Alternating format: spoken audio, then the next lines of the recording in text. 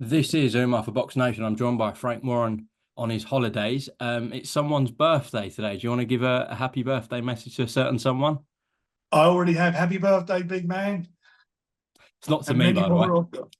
And well, you've got a bit of a derby on you. Now, happy birthday, big man, and many more of them. Yeah, of course, Tyson's birthday, but yeah, I'm sure we'll be working away in camp, locked away ahead of December 21st. Yeah, he does his training every day, doesn't he? He's been his serious training and getting ready for the serious training camp. Probably sometime in the beginning of October, I would think. Absolutely.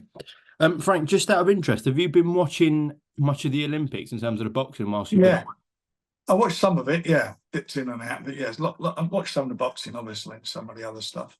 Anyone impressed you? Yeah, I've got my eye on a couple of I've been, which I'll tell you about after I speak with them. Is it important Yeah. for of course, for the Olympics to keep the boxing? We're hearing in the LA one, in the Olympics. Well, that's there. because of what they call them. The amateur boxing. What they call them? Is it IEB? I forget. AIBA. Yeah, IEBA. Because of all the dodginess that's gone on in the past, and they need to get rid of them. They've got a new organisation that's formed, and hopefully they will get themselves into a position by the next Olympics in 2028 in LA, where boxing will be. It's an important part of the Olympics. It's a great sport, and it should be messed up by all these people who gain power. And it's not about them. It's about youngsters in sport. Whether they be runners or whatever. Their sport should be ruined because of the people who are supposed to administrate it and are not administrating it correctly. Okay. And that is what's happened in amateur boxing. And that's one of the big problems. Say it wasn't in the Olympics for 2028. There is a certain section of people within boxing who feel like that would be extremely damaging for the professional sport, professional code. Do you go along with that or not? I do think it would be damaging. There's no doubt about it. I mean, I think when I say damaging, it takes away young kids' dreams. Who actually, a lot of kids, some kids want to turn pro and not interested in going to the Olympics, but the ones who want to go there, it's part of their dream. And it's not just UK; it's around the world. It's a sport from, it's very popular in lots of countries from around the world, and it's been the sport that's been part of the Olympic Games from day one. God knows how many bloody thousands, hundreds and thousands of years, or hundreds of years ago. It's terrible that we're even having these conversations, but that again is because of all the some of these dodge pots that are in there running it.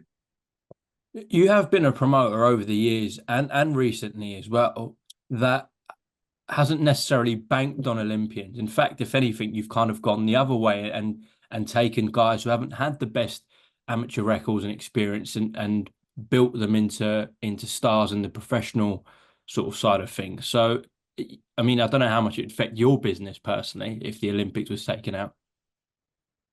Well, it's how it would affect the amateur sport, because obviously the best get grants being part of the podium. And boxing in the UK is a very popular sport, so I'd hate that the government, whoever it may be, would take that funding away, because it's very important, because boxing is a sport that does a lot for does a lot for all of these youngsters and so forth, and it'd be horrible if it was to be downgraded. But I got a little bit disillusioned with some of this. Some of the things you knew they were dodgy, like when Joe Joyce thought that was a dodgy decision. You knew that, and there's been a few things in the Olympics where you've heard, you've seen. Over the years, you get dodgy decisions in all sports. Was that a penalty? Was it over the line? Was the guy offside? In football, all sorts of things. And then and when boxing, when it's a bad decision, and it's not a mistake, it's being done, or you feel it's being done because of politics and so forth, that is outrageous. You're taking away some youngster's dream. Yeah, I hear that. Well, talking about controversy, last week in LA, people felt that perhaps the decision was controversial. Were you on that side of the fence or not with Crawford and Madrimov? Oh, I thought it was a close fight, but I thought Crawford won it. But I thought Madrid had done an excellent job. We done that interview, didn't we? I think, didn't we, before the fight? Yeah. And I felt, although he only had a small amount of fights, yet a massive amateur background, over 300 fights, that he could be a Lomachenko. It could be a Lomachenko moment, and it was. I thought he boxed extremely well. He adapted, maybe a few more pro fights under his belt. Who knows? But I thought, Crawford's a great fighter. He's a great fighter, and it was for me. It was a great fight. It was a good boxing match, very good with two intelligent fighters in that ring. I mean, I enjoyed the fight. We're not going to see Canelo v Crawford next. His Excellency and Canelo have had if you like, a public spat over the last few days. What do you make of all that with Canelo and HG? His Excellency had it in his mind. He wanted to make that fight for obvious reasons. Two biggest names out there, two of the biggest fighters in the world fighting each other. That'd be great. Weight situations would have been quite interesting as well. But a great fight, and for whatever reasons it couldn't happen. And I think a lot of frustration was shown by His Excellency because he's what he's all about, making. He wants to get these big fights done, and it was a shame it couldn't be done. Well, something that possibly could be done in the future is Terence Crawford v Hamzah Sheeraz. I say that because if you take away Canelo, Terence has not got loads of people to dance with. He's not got loads of next year. Potential. I'll do that. Really? You think that could be done next year? Yeah, I'll do that next year. Yeah, absolutely. Do you think Hamzah has to win a world title first just to get a bit of clout in that fight? I believe he'll fight for a world title soon, and then after that, certainly next year that fight could happen. There's no doubt about that, and I won't have a problem with it next year. He needs a little bit more experience. With that experience, why does Hamzah Sheeraz beat Terence Crawford? He's big, he's rangy, smart, and Crawford will be, maybe a year older. Okay, we shall see. The two heavyweight fights caught a lot of interest, obviously, on the card. Starting with Jarrell Miller and Andy Ruiz Jr. Everyone in the arena had it to Jarrell Miller. So did I. Yeah, I think Ruiz being out the ring for, was it a couple of years and whatever, and Miller done well. Miller, as I said before the fight, he's got fast. They both got fast hands, but I think Miller was a bit more. He's a bit, he's a bit more mobile than Ruiz, and he done what he had to do. Okay. It's quite interesting, really, because I look at that and I think of Daniel, fighting on the Wembley edition, Riyadh season Wembley edition. You look at that win. And then you look at the other fellow in the fight with Ruiz, whatever, a draw, whatever you want to call it. But it puts a couple things in perspective there. And you weren't totally shocked with Bakole's knockout of Anderson? No. I was never as much as a lot of people were saying, with him, Anderson, what a good fighter is. I never see anything in a fight that sort of grabbed me. And I felt that the Bakole fight would be a tough fight for him, but you'd find out what he's all about. And we did. Okay, given that, where do you place Bakole in terms of a top 5, top 10 in the world right now? He's probably in the maybe about number 7 or 8 in the world. Right, okay. But do you think he's a handful for anyone, Bakole? It depends. I mean, styles make fights. He wasn't ready for him, Anderson. He wasn't ready for him. We'll see what happens. I mean, he's we'll see. I mean, our guys have all got big fights lined up, so we'll see how they all pan out, and where we go in the future with them. But they've all got quite. Let me just kill that. They've all got big fights, so we'll see what happens. Well, you hear those big fights you're talking about, Joshua-Dubois, Usyk Fury 2. One fight that's up in the air, which is another massive fight, would be the rematch between Zhang and Parker. Has there been any movement on that? It's contracting for there is a rematch there, and he's called for a rematch, and that's what it is. Okay, so do you think that'll take place this year, Frank? I hope so. I hope so. In China, possibly? It's a good fight. I don't know yet. We've got to work it out. I mean, we're working on a lot of things at the moment, and we'll see where it goes. But I like the fight. It was a really good fight, the first one, wasn't it? Brilliant, yeah. Bloody exciting fight. I'd like to see that again. Has there been conversations though about taking Zhang to China in the immediate future? Well, I think and after the last fight, we were all talking publicly about he wants to fight China, and it'd be nice to make his dream come true. And have you had conversations with His Excellency about doing a Riyadh season show in China? I'm not going into that at the moment. Okay, but from what you're saying, within hopefully the next 12 months, we will see Zhang fight in China. You see Zhang fight this year. Don't wait until next year. He's going to be out. No, I said in China. Sorry, I said in China. We'll see. I'd like him to fight in China this year. We'll see. But he will fight this year. Well, if we think that Zhang Parker will be the next fight for those pair, out of interest, who would you like to see Bakole in with next? I haven't really thought about it. I mean, maybe Caballero? Caballero, yeah. Maybe Caballero. Yeah, it'd be a good fight.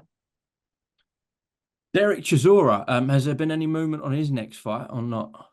I'm meeting him next week, and we're going to have a sit down and talk about it and see where we go. I've got quite a few meetings next week. Got him, see Joe Joyce, Raven. We've got a lot of things we're working on at the moment. He called out Tony Bellew. Do you think that was a bit of a joke, or? Hope so. Why, can you just not see that happening? That's all. No. Okay. In terms of Riyadh season, we know they've just had their show in America. They've got one up in September at Wembley Stadium, a huge occasion. October with Bivol Beterbiev in Riyadh to open Riyadh season. Of course, December, Usyk Fury 2. Have you heard anything about a November show, or is that going to be an empty month for Riyadh season? I don't know at the moment. It's got to be everyone's on holiday, so it's a bit of catching up to be done, and see where we go with it all. But if that is the schedule, that is an incredible one with October. Well, I mean, I think it's 10 or 11 fights, isn't it, in the Riyadh season shows since October. I mean, that's a big schedule as it is now. It's been a massive schedule. Great shows, great fights. Yeah, most certainly. Has there been any talks about another 5v5 against Eddie? We had a discussion about that, and again, it's something that we're going to pursue and hopefully get over the line. But I love that concept. Of course you do. I just said to someone else earlier today, I said I want to make it a 20-0. Well, you're confident you could get another 10-0, yeah? I'm confident. We've got a great roster of fighters. I mean, you look at the depth we've got of fighters. I'm confident. I think we got fabulous depth of fighters. Is this one of the most enjoyable periods you've had in boxing in terms of your stable? Yes, I mean it is. It's great, and life and boxing is cyclical. You have your ups and your downs, and that's how things are, and that happens to everybody in life. And at the moment, my guys are all doing well. They're all doing extremely well. But we worked very hard to get them in this position. We made a conscious decision that when we went to BT, that what the game plan was to build and build and build. Certainly in the UK, and we've done that. And we've done that in great style. And I think we're probably the most prominent as far as British fighters are concerned. But also now in the world of boxing, we've got a fabulous roster of fighters, and they're touch wood, they're all coming through and delivering. Frank, if Daniel Dubois was to deliver on September 21st and knock out Anthony Joshua at Wembley Stadium, where would that rank in terms of wins you've seen? I'm talking about, Hatton beating Zoo, Naz beating Kevin Kelly. Like, where would that rank? It's a big. We've had. Well, you think of Frank Bruno beating Oliver McCall. Oliver McCall beat Lennox Lewis, and then we got him. We manoeuvred and got Frank in there, who'd already fought 3 times for a world title, and then came with me and got beat. Came with me and won the fight. So that was huge. It's been loads and loads of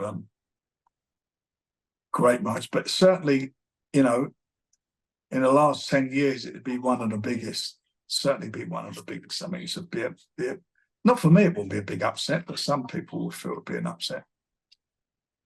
Not just from an upset point of view, because I know you back Daniel all the way, but just in terms of like the occasion that we're going to have and everything that goes with it. If he was to beat one of the biggest names in world boxing in Joshua. Yeah, Joshua is, but Daniel's shown what he's all about in his last few fights. I mean, he's suddenly matured a lot physically, mentally, and he's found himself. He's shown what I've always believed is there. He's showing it in a big way. This is a big moment for him. It's a big moment for him against the fight. A guy that a lot of people make big favourite going into the fight. But we'll see what he's about. And we'll see what AJ's about, because the one thing is, I think he's a bigger puncher than AJ. But AJ's a big puncher. He can whack. We know that. We see it in his last couple of fights. He's got a good jab. He's shown a little bit more mobility. Our man. And they're going to let big shots go. And when you let big shots go, that's when you're vulnerable. That's when you expose yourself, and you leave yourself open for the counter. And then we're going to find out what they're both about, because that will happen during the fight. And it's who throws that real hard shot that gets the other guy's attention, how they react to it, because they can whack the both of them. Yeah, it's only about a month away till fight week starts for that exciting time. Yeah. Just lastly, this Saturday, you got a show at your call with Denzel Bentley headlining against Bentley-Osaze. Do you think you're expecting a few more rounds than his last fight with Danny Dignam? Well, you would think so, because he fancies it, doesn't he, Dennis? It's a tough fight. It's a good fight. At the moment, Denzel's ranked number 2 in the WBO. Hamzah's ranked number 1. So we don't know what's going. Something may happen there. Who knows what ends it? Might be even get an eliminator going or something. But this for Denzel is a must-win fight, no doubt about that. And it's a fight that he certainly can't afford to lose. But obviously, Dennis has got other ideas, and we've stuck with Denzel. And Denzel, I do genuinely believe could fight for a world title. He's done well the last time he fought for a world title against the best. It was very unlucky. If he'd have started early, who knows what would have happened? They had won the fight. But this is exciting times, and it's a fabulous card. Some good fights on that card. Some good fights, and a lot of them youngsters on there. Another group of our youngsters coming through, going to get a chance to show what they're all about. On Denzel, if he comes through, I know you talked about Hamzah and potentially another world title shot, but I think either the Nathan Heaney rematch or even a fight with Brad Pauls, could that be on the books for Denzel? Yeah, there's loads of options. It's a lively division. That middleweight division in the UK is a bit lively. Some good fights to be made between all of them. Definitely. Okay, Frank, is there anything else you'd like to add, get off your chest before we close off? No, I think we're all good. You good? I'm all good, thank you. I'll see you this week for your show. You certainly will, young man. Be good. Okay. I'll see you soon. Cheers. See you, mate.